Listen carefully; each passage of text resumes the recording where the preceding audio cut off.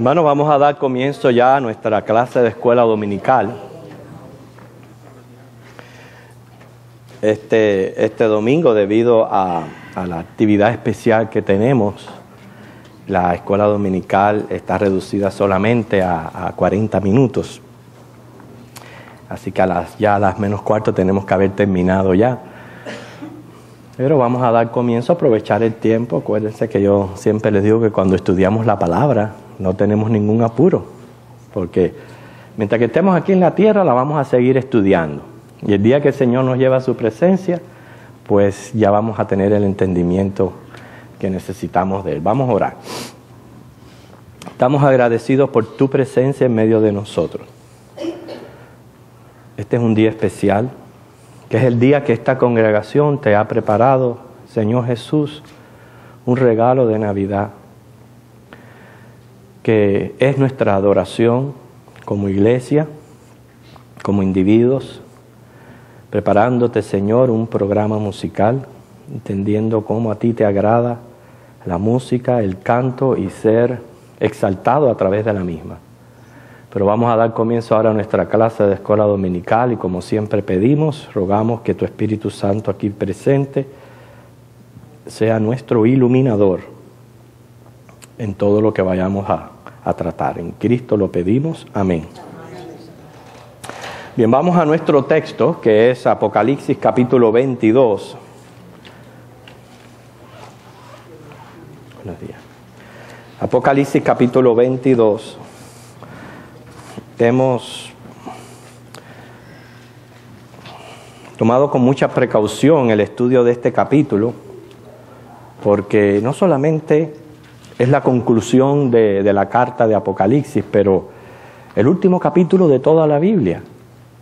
Y definitivamente encontramos aquí lecciones que nos preparan para el encuentro con Cristo, para el momento en que Él venga por nosotros. Hemos tratado diferentes temas. La semana pasada estuvimos viendo el versículo 13, donde a través de estos epítetos que aparecen aquí de la persona de Jesucristo es revelada su deidad, y como confirmada y fortalecida la fe de aquel que recibía esta revelación. Y este detalle del versículo 13 es muy significativo porque estamos hablando aquí de el comienzo de nuevas cosas, de todo lo que Dios tiene preparado para nosotros después que pase este mundo. Y nos da mucha confianza saber que el mismo Dios, creador del cielo y tierra, es el que está preparando todas estas cosas para nosotros. Y como quien revela es Jesucristo, Él mismo dice, pues yo soy el alfa y el omega. Yo soy el principio y el fin. Y hoy vamos a dedicar el poco de tiempo que tenemos al versículo 14, donde aquí se da la última de las bienaventuranzas que aparecen en las Escrituras y la séptima de las que aparecen en la carta de Apocalipsis.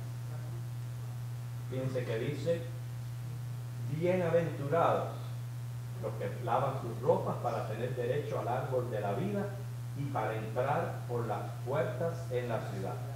Ya en este versículo en sí tenemos varios temas importantes que tratar, todo lo que implica la bienaventuranza, ser bienaventurados, y aquellos que son bienaventurados, que son los que lavan sus ropas, los que tienen derecho, que es al árbol de la vida y a entrar por las puertas de la ciudad.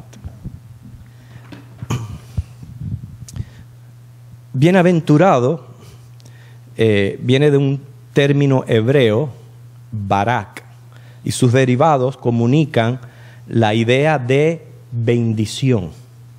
Esa es la idea que en hebreo tiene esta palabra, la idea de bendición. Inclusive la raíz barak significa rodilla. Algunos interpretan que la palabra bendito se derivó del acto de estar arrodillado adorando o recibiendo una bendición de Él. En la mentalidad hebrea, cuando uno habla de bendición, se pensaba en un acto mediante el cual la persona recibía poder para obtener éxito, prosperidad, fecundidad, longevidad, o sea, largura de días, etc. O sea, la bienaventuranza es entonces un estado de felicidad. O sea, se utiliza casi siempre como una expresión equivalente a feliz aquel. Si cuando dice ahí bienaventurados, más bien dice feliz aquel. O sea, completamente feliz. Para que uno sea completamente feliz, no nos puede faltar absolutamente nada. Nosotros podemos tener dinero. El dinero es bueno, sirve para todo, aunque sea raíz de todo mal. Pero una persona puede tener dinero y sin embargo carecer de salud. Quiere decir que ahí no hay felicidad. O una persona puede tener dinero, salud, pero a lo mejor tiene problema con algún hijo. Y cuando tiene un problema con algún hijo, ya no puede ser completamente feliz. O sea, podemos estar completos, física, materialmente, pero ahora añadimos una cosa más. Si no lo estamos en nuestro espíritu, si nuestra alma no está en paz con Dios, nos sentimos vacíos. No podemos entonces ser completamente felices. O sea que cuando hablamos de una bienaventuranza, significa un estado de bienestar provocado por la satisfacción de las necesidades básicas del individuo, físicas, morales y espirituales. Y es donde tenemos que comprender nosotros, la vida del hombre no se trata solamente de los bienes que posee, ni de lo que es en sí físicamente. No, nosotros somos alma y espíritu. Para yo considerarme una persona bienaventurada, bendita, ¿verdad? Feliz, completamente feliz, yo necesito estar satisfecho en todas las áreas de mi vida, física, moral y espiritualmente. Y hermanos, la única fuente de toda felicidad es Dios. Quiere decir, sin Dios no puede haber bienaventuranza, no puede haber felicidad. ¿Por qué usted cree que Santiago allá en su libro dice, acercaos a Dios y Él se acercará a vosotros? Ninguna persona que se encuentra lejos de Dios puede ser bienaventurada o puede ser bendita o tener bendición. O sea, ya entendemos eso, ¿verdad? Por eso dice bienaventurados. Aquí encontramos en estos versículos 14 y 15 juicios tanto de bendición como de maldición venideros. Por eso leemos aquí en los versículos 14 y 15, los volvemos a repetir. Bienaventurados los que lavan sus ropas para tener derecho al árbol de la vida y para entrar por las puertas en la ciudad. Dice, mas los perros estarán fuera.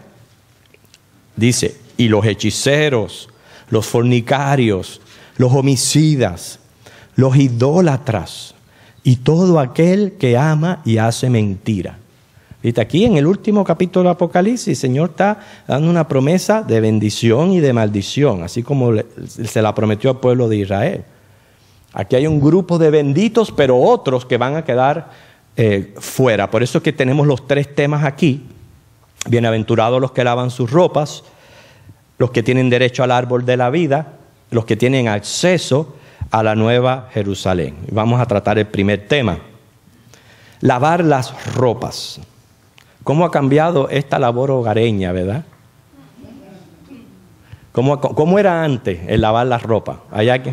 A ver, hermana Ginny. Era con una tabla y una tina, una pileta. Quiero que sepan, hermano, que yo le he comentado de la Mire eso. O sea que había que restregar la ropa en las bateas. ¿Alguien aquí llegó a ir al río a lavar? Sí. Wow.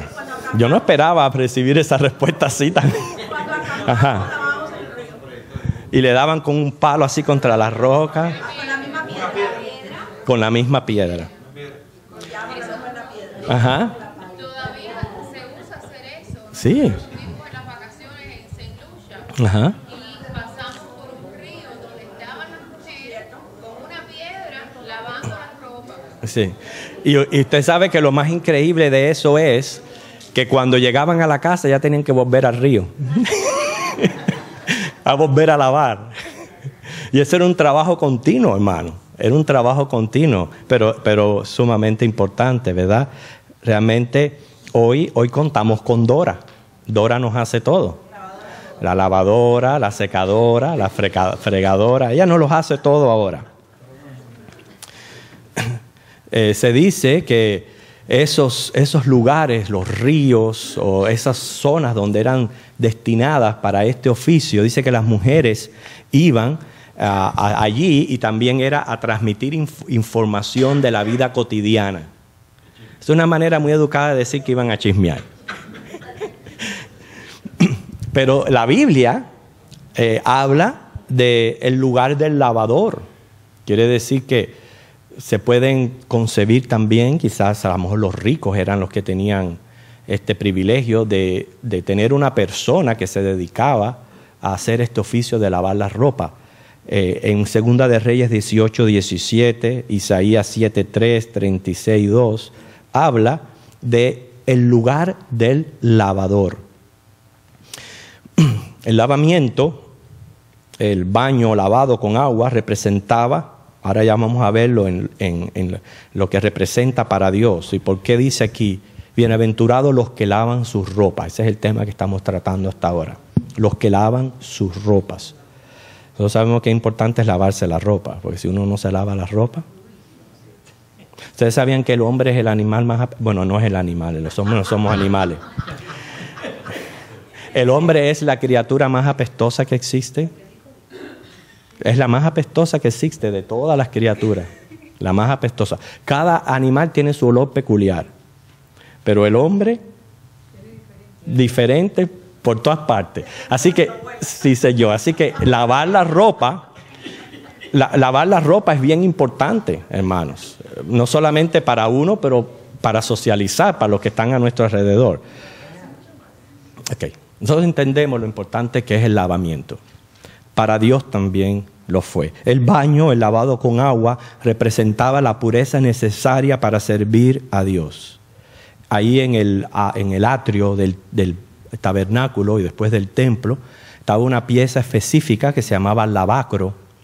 Y esa pieza estaba allí para que los sacerdotes pudieran purificarse, pudieran lavarse después de realizar los sacrificios, antes de entrar al lugar santo o santísimo a ofrecer aquella ofrenda delante de Dios. Okay. Dios es un Dios santo, Dios es un Dios justo. Nada impuro o vil debe de presentarse delante de Dios ni a servirle. Ojalá que nosotros podamos captar esta idea, porque a veces estamos muy enfocados en el atributo de amor que hay en Dios. Y Dios es amor, es cierto que Dios es amor. Pero hermano, Dios en su palabra se revela como un ser 3 veces santo, justo, muy limpio de ojos para mirar el pecado. Y se necesitaba aquella ceremonia, aquel lavamiento. Y usted puede ir a Levítico y en Levítico encontrar todas las directrices y estipulaciones que requería toda aquella purificación. Pero la idea central es, nada impuro se podía acercarse delante de Dios. Vemos aquí como una de nuestras bendiciones como creyentes, porque cuando habla aquí bienaventurados se está refiriendo a los que creen. Yo dije anteriormente que el versículo menciona el 14 a un grupo de personas que está siendo bendecida, el 15 menciona a un grupo de personas que está bajo condenación. La diferencia de ambos grupos es la fe, es que hemos creído, es la diferencia. Es porque creemos en Dios, creemos en Cristo y por tanto somos bienaventurados porque hemos sido lavados. La ropa o vestimenta también haya su simbolismo dentro de las Escrituras. O sea, no podemos ver aquí cuando dice bienaventurados los que lavan sus ropas, que se refiere a algo literal.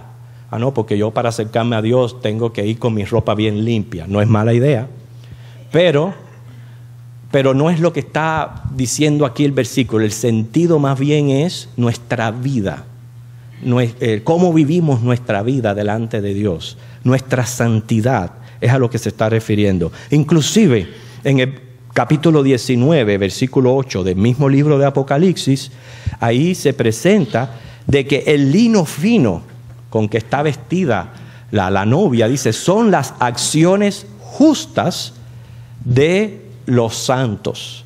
Así que de igual manera que todos los días cuando salimos de la casa, nosotros decidimos qué ropa nos vamos a poner, cómo nos vamos a vestir, el color que vamos a usar. También todos los días de nuestra vida presentamos el reto de cómo yo voy a vivir mi vida para Dios. ¿Voy a vivir una vida santa o voy a vivir una vida lejos del Señor? Y por eso dice, bienaventurados los que lavan sus ropas. El sucio es el pecado. El pecado es lo que ensucia nuestra alma, nuestro ser. Y el pecado no se puede lavar con agua.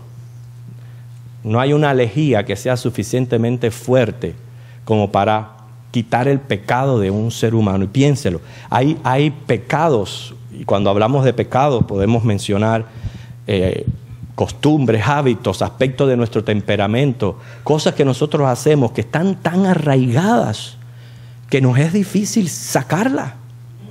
Y podemos llevar años en el Evangelio, inclusive llegar ya a ser ancianos y persistir en las mismas debilidades, en los mismos pecados. ¿Por qué? Porque está arraigado a nuestro ser.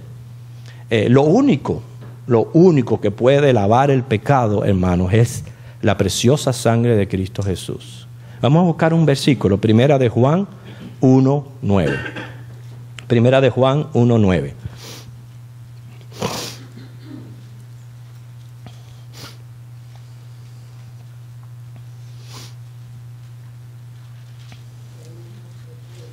¿Quién lo tiene?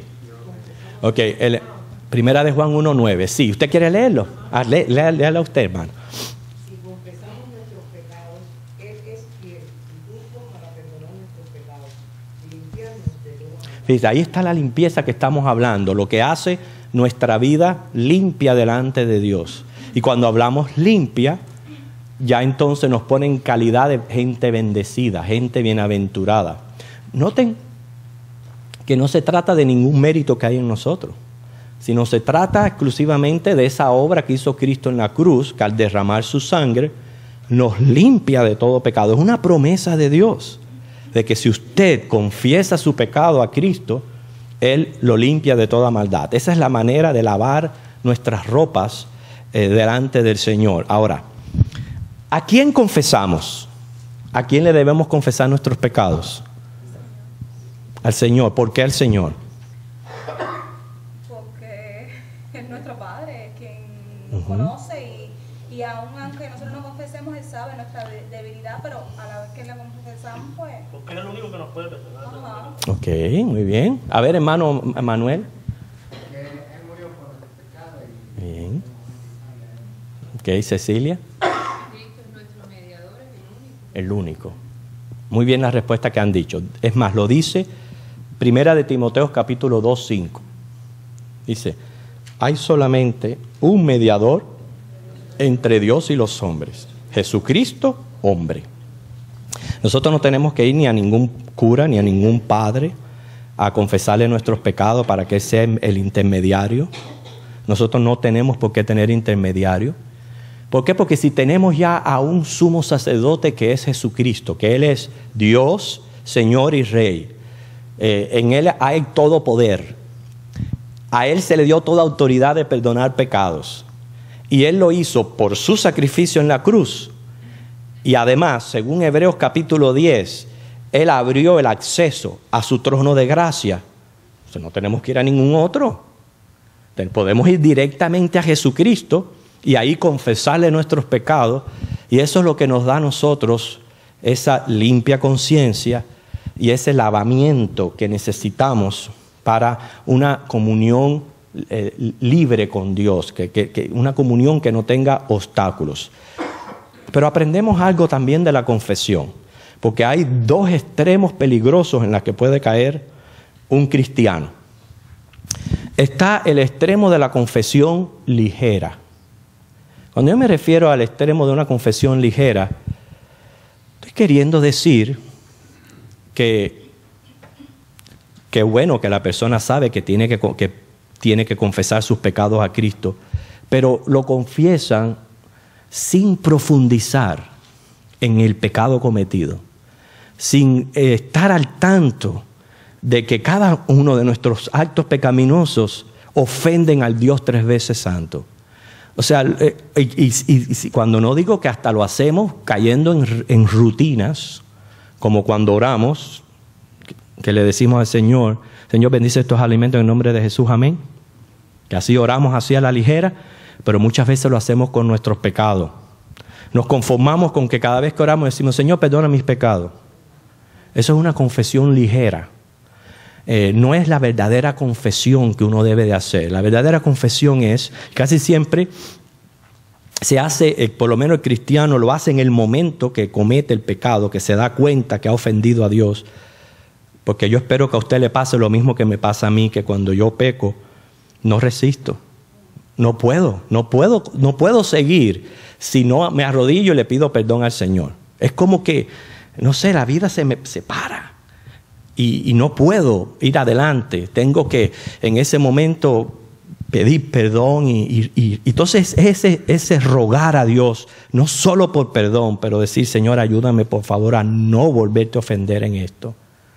Y esa es la confesión que realmente es genuina porque sale del corazón y la que te va a dar la limpia conciencia. Casi siempre la evidencia de una confesión correcta es que ya tienes una limpia conciencia.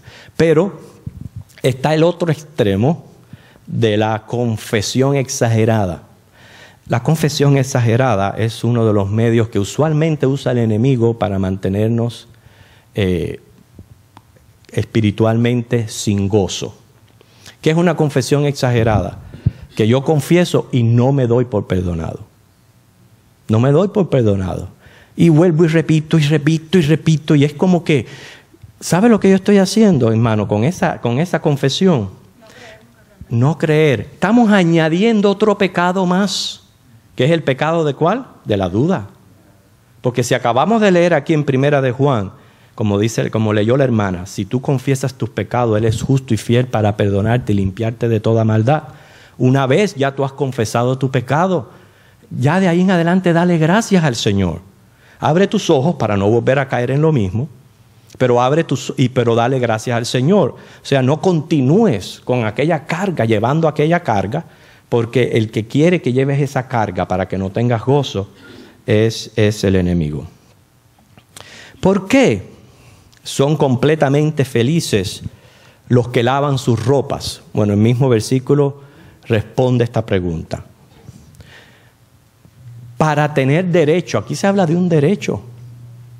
Fíjate, para tener derecho. Yo me dediqué a tratar de buscar un poquito el significado de derecho. Es muy importante porque nosotros profesamos una religión basada en la gracia de Cristo. Cuando decimos basada en la gracia de Cristo es que descartamos cualquier mérito que pueda haber en un ser humano para recibir cualquier favor de Dios. Eso es lo que es la gracia.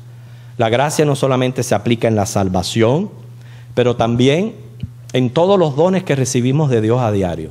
Sin embargo, aquí se habla de un derecho y por eso que hay que aclararlo. Derecho es una facultad. Facultad es una capacidad. Cuando el versículo dice, bienaventurados los que lavan sus ropas para tener derecho, está diciendo, en facultad o capacidad de limpios, y ahora usted entre paréntesis, usted sabe muy bien cómo ha sido limpio, ¿verdad? Por la gracia de nuestro Señor Jesucristo. Entonces, en facultad y en calidad de limpios, es la única manera de conseguir esta purificación, este lavamiento. Entonces se nos da el derecho, y se habla de dos derechos aquí. Número uno, del árbol de la vida y de la entrada a la ciudad. ¿Entienden muy bien eso? O sea, en facultad y capacidad de limpios, y la limpieza viene por la purificación de la sangre de Cristo, se nos da el derecho del árbol de la vida y de la entrada a la ciudad. El árbol, que es algo que ya estudiamos como una de las, no sé si usted recuerda esa clase, una de las delicias de la Nueva Jerusalén, y si usted quiere saber más al respecto, pues procure esa clase quizás en el internet, que estuvimos hablando de todo el simbolismo del árbol y de lo que pasó allá en el huerto del Edén, cuando el árbol fue protegido por los serafines y se le impidió el acceso al hombre a que llegara a ese árbol, etc. Pero resumiendo este derecho, un árbol siempre es símbolo o representante de la vida. Es un buen representante de la vida. Y si usted se da cuenta, es cierto que hay árboles que se remontan a cientos de años. Y hay árboles que, dependiendo del lugar donde están, pueden no solamente vivir muchos años, pero mantener un follaje y una fortaleza tremenda. Entonces siempre el árbol ha sido un símbolo de vida. Por eso es que algunos de nuestros antepasados comenzaron a usar el árbol para representar la Navidad. O sea, para el cristiano, el árbol es un representante de la vida que tenemos en Cristo Jesús. Al mencionar el árbol de la vida, está diciendo que tenemos derecho a la comunión con Dios. Esa es una de las cosas más importantes que tenemos del Evangelio, porque la sangre de Cristo, cuando nos limpia de todo pecado, nos da vida eterna en Cristo Jesús. Y el otro derecho es entrar por las puertas de la ciudad. La ciudad también fue nuestro tema de estudio en clases anteriores, cuando estuvimos tratando el capítulo 21 y 22 de Apocalipsis. Y usted lo puede leer si es primera vez que está escuchando esta clase. Usted puede leer esos capítulos y darse cuenta de qué ciudad estamos hablando aquí. Una ciudad gloriosa, una ciudad celestial, unas características y unos ornamentos tremendos. Estuvimos estudiando no solamente las características físicas de la ciudad, sino cómo va a ser nuestra vida, nuestro cuerpo, en fin, todo un nuevo orden de cosas que el gran yo soy, el alfa y el omega, está preparando para cada uno de nosotros. Pero este derecho aquí habla de una ciudadanía celestial. Para tener derecho a ser ciudadano de Estados Unidos, la persona debe haber nacido en este país o naturalizarse de acuerdo a las reglas y condiciones del país. Esta es la única manera de que una persona pueda gozar de la ciudadanía estadounidense. Ser ciudadano de un país tiene derechos, privilegios, pero también deberes. En estos días me llegó una carta para Jury Duty, para precisamente enero 6. Tengo que estar llamando a ver si... Y ellos lo presentan, dice, para tener el privilegio de participar como jurado en una corte. Eso es un privilegio, pero más bien lo ponen como un deber. Tal es así que el que no llame o no participe le puede costar caro. Sí, nosotros tenemos muchos privilegios y derechos aquí en Estados Unidos, pero hay también deberes. Algunos de ellos son imperativos, otros como el derecho de votar, se le deja a cada uno la libertad de hacerlo, pero hay deberes que cumplir. Entonces, lo mismo está pasando con esta ciudadanía. ¿Usted recuerda cuando Pablo fue apresado allí en Jerusalén? cómo él ejerció su derecho de ciudadano romano. Está en el capítulo 22 de Hechos, versículos 27 al 28. Es interesante que el tribuno le preguntó a Pablo si él era ciudadano romano. Y Pablo le dijo, sí, yo soy. Y entonces el tribuno le dice, bueno, pues yo adquirí esta ciudadanía pagando mucho dinero. Pablo le responde, pues yo porque nací. Y dice que inmediatamente que él dijo eso, que escucharon aquella declaración, desistieron de torturarle y hasta tuvieron miedo de haberle atado. Ustedes ven los derechos de un ciudadano, cómo son respetados. Ahí tenemos en el ejemplo de Pablo. Hermanos, entrar por la puerta de la ciudad implica todo derecho otorgado al ciudadano de la ciudad celestial. Todo derecho. Sabemos que la ciudadanía la adquirimos solamente teniendo un conocimiento y encuentro con Cristo Jesús como Señor y Salvador. Y por eso es que es bienaventurado, completamente feliz, dichoso, cualquiera que usted que quiera utilizar, la persona que entra a las puertas de esta ciudad. Ustedes se recuerdan el encuentro que tuvo Jesús con Nicodemos, ahí en Juan capítulo 3. Nicodemo era un maestro de la ley. Sin embargo, escuchando hablar de Jesús, él quedó con mucha inquietud. Y de alguna manera él decía, yo tengo que hablar con Jesús. Se acercó a él de noche. Y fue cuando se empezaron a dialogar acerca del reino de los cielos. Y Jesús le dice que para ver el reino de los cielos había que nacer de nuevo. Y le repite, para entrar en el reino de los cielos hay que nacer de nuevo. Y aquel maestro estaba confundido. Inclusive le iba a decir, pero ¿cómo puede ser esto? ¿Acaso el hombre puede entrar de nuevo en el vientre de su madre y nacer? Fue cuando Jesús le dijo, no, yo no me estoy refiriendo al nacimiento biológico.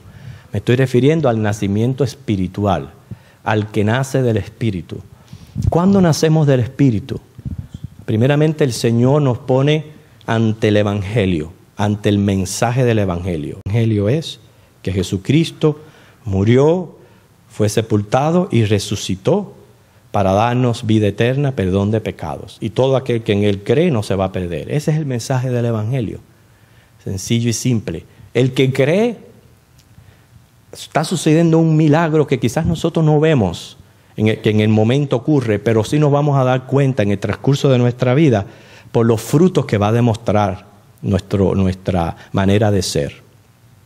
Está ocurriendo un nuevo nacimiento espiritual, que es una obra milagrosa del Espíritu Santo en el interior de la persona. Cuando esa persona nace espiritualmente, cambia todo su perspectiva, su mentalidad, su manera de hacer las cosas, porque es un cambio intelectual, emocional, que afecta también nuestra voluntad. Y poco a poco vamos sintiendo esa hambre, ese deseo por Dios, ese deseo de crecer y de hacer su voluntad. Y así es que hemos nacido de nuevo. Y esa es una seguridad de que somos ciudadanos celestiales y que nuestro nombre está inscrito en el libro de la vida. Así que lo que tenemos aquí, hermanos, en el versículo 14, ya que quiero dedicarle los próximos 10 versículos a un ejercicio que vamos a hacer.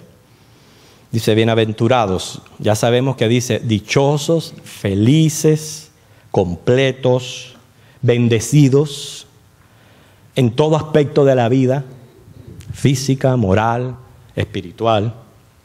Dice, los que lavan sus ropas. Ropas se refiere más bien a nuestra pecaminosidad. Los que hemos lavado nuestro pecado. Al haber lavado nuestro pecado se nos da un derecho. Acuérdense, derecho no es ganarse un mérito, no. Y eso puede ser una interpretación de la palabra, pero aquí se está refiriendo a una facultad o capacidad. O sea, estando en facultad o capacidad de limpios, entonces tenemos derecho al árbol de la vida, y que simboliza vida eterna, comunión con Dios, y entrar por las puertas de la ciudad, que es el lugar de residencia eterna donde vamos a vivir por los siglos de los siglos. Una vez que ya este mundo acabe, vamos a ir a esa ciudad y ahí es donde vamos a vivir gozando de todos los beneficios de la ciudad. Pero ahora bien, yo quiero dividir la audiencia en dos grupos, pero yo veo que si fuéramos un barco, nos estuviéramos hundiendo, porque el barco estaría inclinado para esta parte de acá. A ver, yo quiero algunos voluntarios que pasen para este lado de aquí. A ver, algunos voluntarios. No vayan a pasar todo porque el barco ahora se va para el otro lado.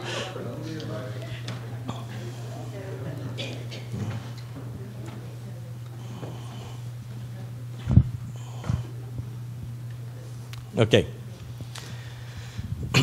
Ser bienaventurados, portar este traje limpio y tener esos derechos, tiene responsabilidades. Ustedes aquí van a pensar en las responsabilidades que tiene la persona que ha lavado sus ropas.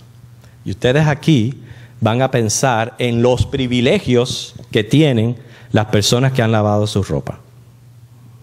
Así que vamos a empezar con las responsabilidades. ¿Qué responsabilidades tenemos los que lavamos nuestra ropa? De mantenerla limpia.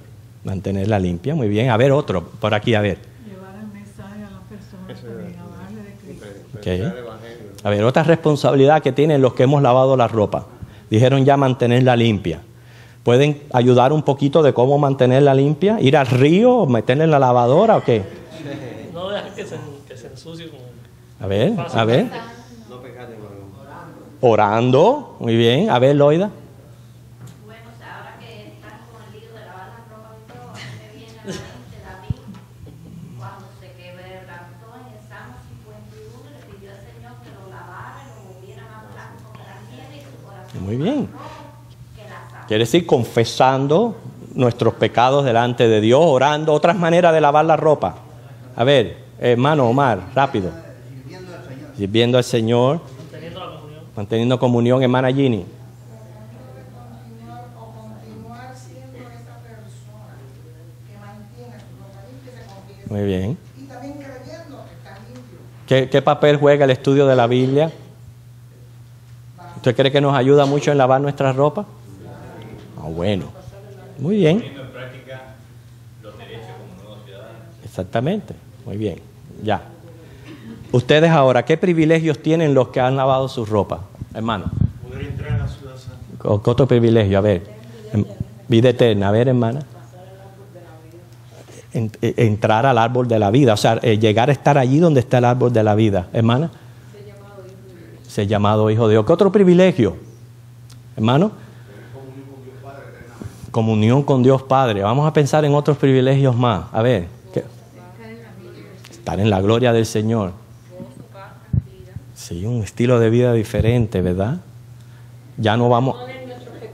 El perdón de nuestros pecados. Pero uno de los privilegios de la entrada al cielo es que no vamos a entrar con estos cuerpos. Vamos a entrar con unos cuerpos glorificados que ya no van a tener estas demandas pecaminosas. Eso es un tremendo privilegio. ¿Otro más, hermano? Poder ver a Cristo. Ah, ver a Cristo. Qué tremendo privilegio ese, ¿verdad? Poder ver a nuestro Señor cara a cara. No, ya no más las consecuencias del pecado. Muy bien. Ok. Hermanos, la semana que viene vamos a tratar el versículo 15. Ya el versículo 15 tiene otro tono ahora. Porque hemos hablado de las bendiciones de los bienaventurados. Pero también se habla de juicios para los que están condenados. Así que la semana que viene continuamos con nuestro estudio. Vamos a ponernos en pie y nos despedimos. Recuerden, estamos despidiendo la clase de la escuela dominical temprano porque se necesita una cierta preparación para nuestro programa musical que queremos que va a comenzar. Así que tenga paciencia, posiblemente tenga que esperar unos 20 o 25 minutos en lo que preparamos el programa. Pero todo lo estamos haciendo para este día especial. Oremos. Jesucristo, tú eres el alfa y el omega, el principio y el fin, el primero y el último. solamente por tu sacrificio en la cruz, hoy podemos, Señor, ser llamados bienaventurados. Fíjense cómo dice el versículo, los que lavan su ropa. Es nuestra continua necesidad de ti, de esa sangre que nos limpie de todo pecado, de confesar, de orar, de leer tu palabra, de servirte. Porque tenemos, Señor, derecho al árbol de vida y a entrar por las puertas de la ciudad y todo lo que conlleva esos privilegios. Así que salgamos de aquí agradecidos, Jesucristo, por lo que tenemos en ti, y bendice ahora con tu presencia, tu poder y espíritu todo lo que se va a realizar de aquí en adelante. En Jesucristo. Amén.